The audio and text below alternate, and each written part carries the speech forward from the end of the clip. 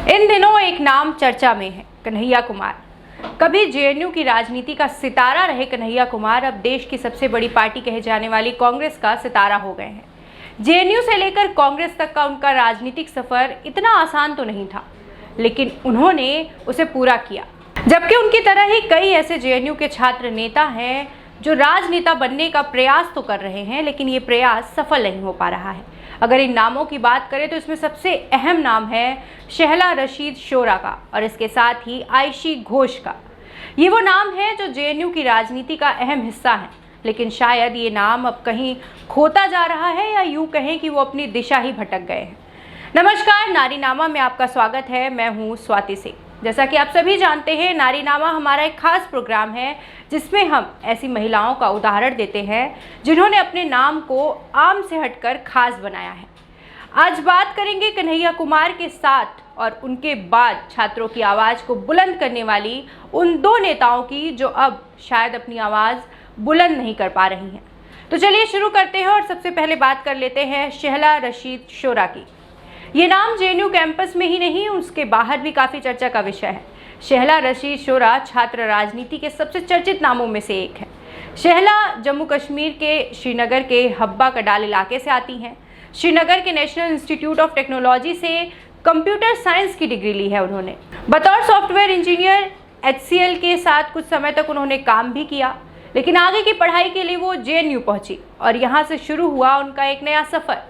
शहला रशीद ने सोशियोलॉजी में MA, law and governance में MPhil और फिर PhD की डिग्री भी जेएनयू से ही ली है।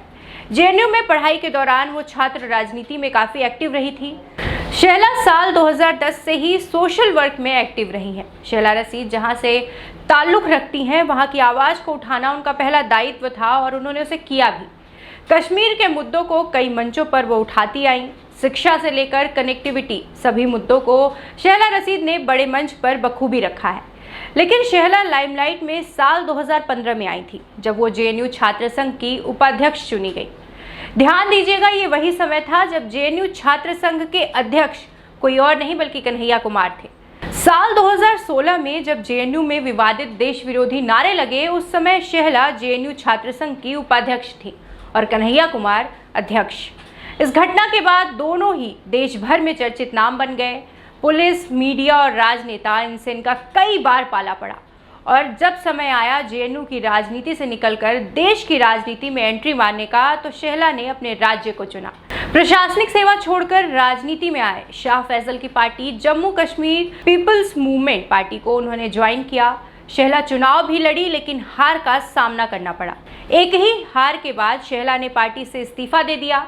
फिलहाल वह राजनीतिक हलचल से दूर है, लेकिन कभी कभी अपनी पर्सनल लाइफ के चलते सुर्खियों में ज़रूर आ जाती हैं।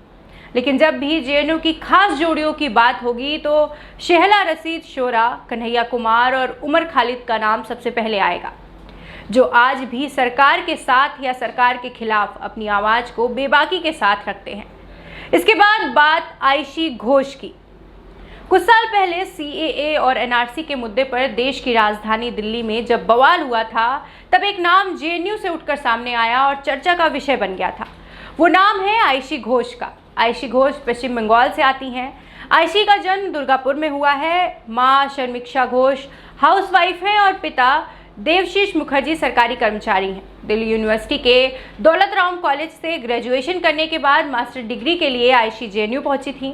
यहाँ school of international relation centre से PhD की है। साल 2019 में वो जेएनयू छात्र संघ की अध्यक्ष चुनी गई। यूनिवर्सिटी प्रशासन द्वारा फीस वृद्धि, बिजली बिल में बढ़ोतरी, फंडिंग को कम करना, ड्रेस और टाइम रिस्ट्रिक्शंस को लेकर किए गए बदलाव के खिलाफ वो काफ़ी मुखर रही हैं।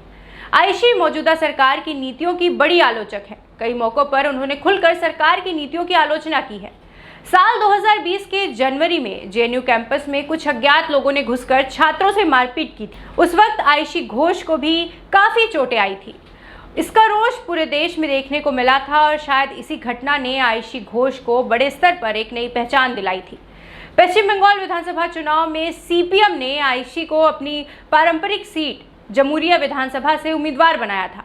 उनके कद का अंदाजा इस बात से लगाया जा सकता है कि पार्टी ने अपने मौजूदा विधायक का टिकट काटकर जेएनयू अध्यक्ष को मैदान में उतारा था। हालांकि आयशी घोष छात्र राजनीति का जादू बरकरार नहीं रख पाई और टीएमसी उम्मीदवार हरेराम सिंह से 46,000 वोटों से चुनाव हार गई।